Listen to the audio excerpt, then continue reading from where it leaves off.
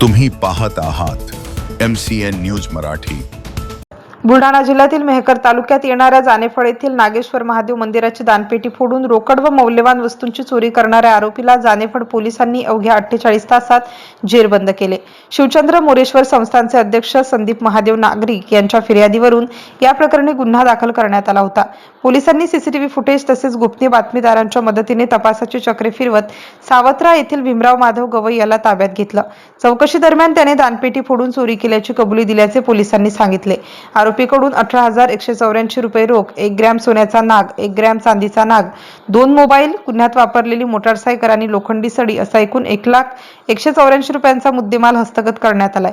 या चोरीत मुख्य आरोपीसह 2 अल्पवयीन विधी संघर्षग्रस्त बालकांचा सहभाग असल्याची माहिती समोर आली असून जानेफळ पोलीस पुढील तपास करीत आहेत। MCN न्यूज मराठीकरिता प्रमोद मिश्रा, मेहकर।